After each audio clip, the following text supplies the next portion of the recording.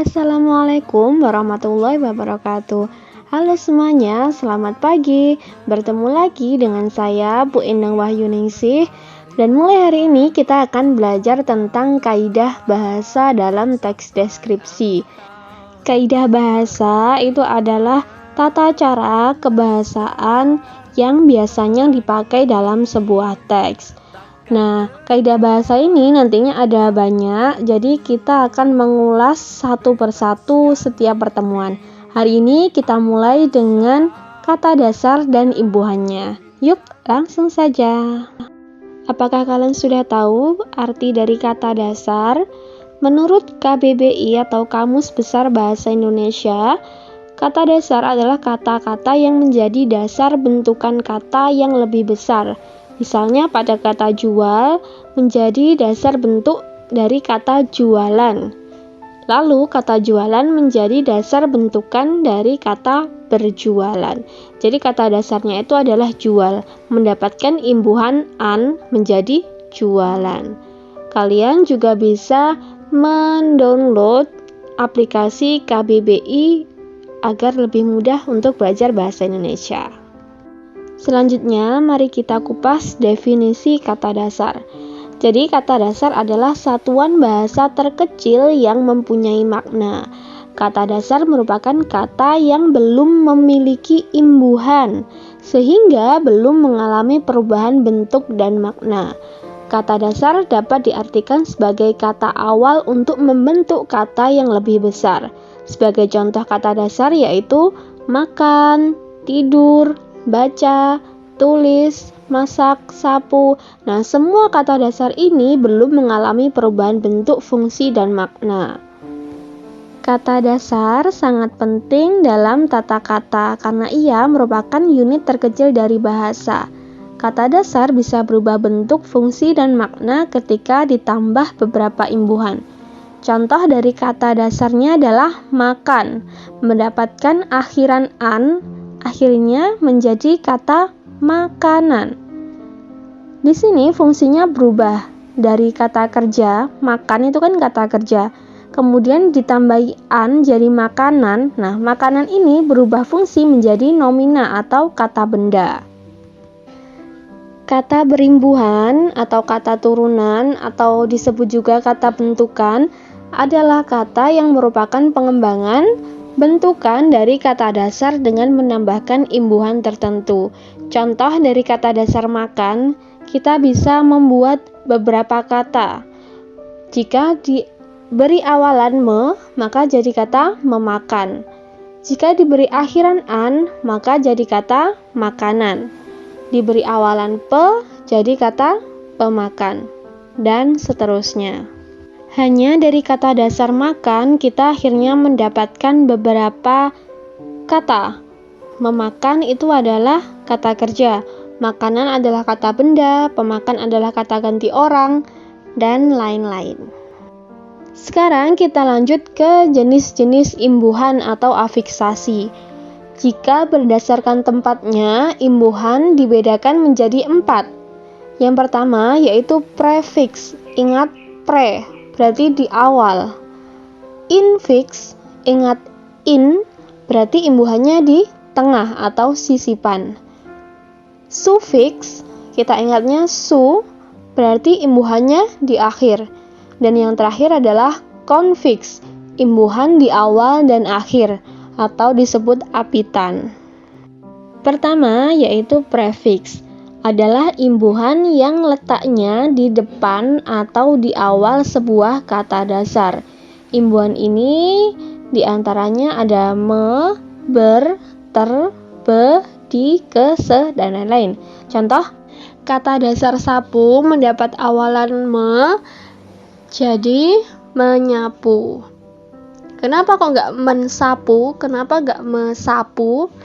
Nanti kita bahas di slide selanjutnya. Kemudian kata dasar bicara, kata benda, diberi awalan ber, akhirnya menjadi kata berbicara, menjadi kata kerja. Selanjutnya ada hukum KTSP. Hukum ini berlaku ketika mendapatkan imbuhan di awal atau prefiks.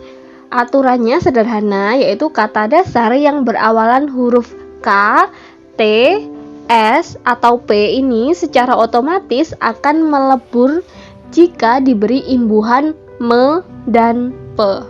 Maksudnya me, strip itu adalah kata dasarnya. Jadi me diberi kata dasar dan pe diberi kata dasar. Hukumnya seperti ini. Huruf pertama kata dasar melebur apabila berawalan huruf K, T, S, P. Hanya jika huruf keduanya berupa huruf vokal. Misalnya me, N ini adalah nasal. Jadi aslinya me, nasalnya ini bisa berubah menjadi NG atau NY kalau dibaca. Me plus simpan. Kenapa kok nggak mensimpan atau mesimpan? Ini karena huruf pertama kata dasar simpan itu adalah S. Jadi kalau huruf pertamanya itu adalah K, T, S, atau P, maka S-nya ini melebur menjadi nasal NY, jadi menyimpan. Kemudian kata dasar tolong mendapatkan imbuhan P nasal karena tolong diawali dengan huruf T masuk KTSP, jadi melebur. Akhirnya katanya berubah menjadi penolong. Pokoknya perlu diingat, kalau huruf pertamanya itu KTSP, maka melebur menjadi bunyi nasal. Bunyi nasalnya itu bisa berupa NY atau NG. 2. Kata dasar berawalan huruf KTSP dengan huruf kedua berupa huruf konsonan tidak akan melebur. Misalnya kata me ditambah kata dasar traktir, itu menjadi mentraktir, ya, bukan menraktir. Kenapa? Karena pada kata dasar traktir itu memiliki konsonan ganda di awal, yaitu huruf T dan R. Jadi tidak bisa melebur, tetap mentraktir. Kembali ke hukum yang pertama, kalau huruf keduanya huruf vokal, maka bisa melebur. 3. Kata dasar berawalan huruf KTSP dengan huruf kedua berupa huruf konsonan bisa melebur hanya jika mendapatkan awalan P. Misalnya, awalan P tambah kata dasar protes, maka menjadi pemrotes. 4. Aturan-aturan di atas berlaku kecuali pada kata-kata tertentu, yaitu kata mengkaji, mempunyai, dan penyair. Kata mengkaji tidak dileburkan agar dapat dibedakan dengan kata mengaji. Sedangkan dua kata berikutnya, yaitu kata mempunyai dan penyair, meski merupakan bentuk yang salah sesuai hukum KTSP, tetap berterima karena telah menjadi kebiasaan yang berlaku di masyarakat. Ini dua kata ini dimaklumi karena sudah sering kita gunakan. Yang kedua yaitu infix.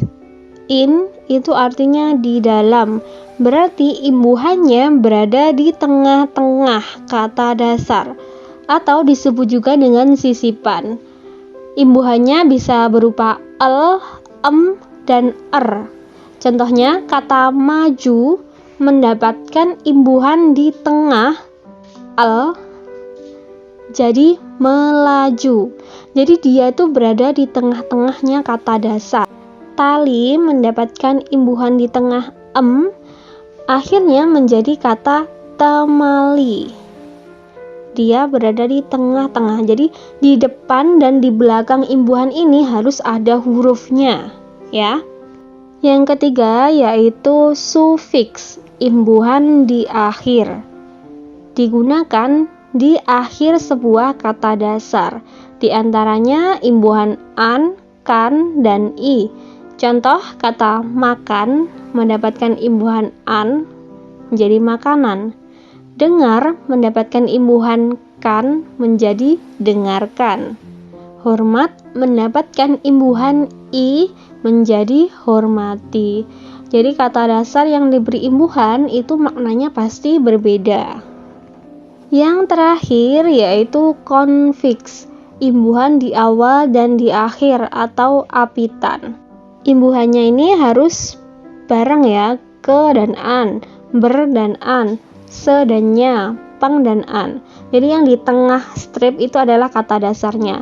Contoh, kata dasar keras mendapatkan imbuhan ke dan akhiran an menjadi kata kekerasan.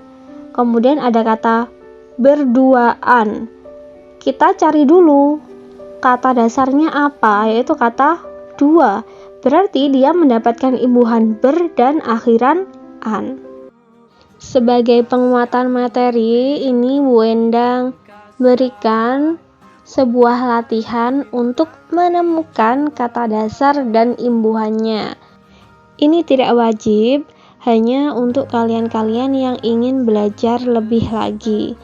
Bisa dikerjakan di buku catatannya. Contoh pengerjaannya seperti ini. Kalau ada kata kerajinan, berarti kata dasarnya kita cari dulu, yaitu kata rajin.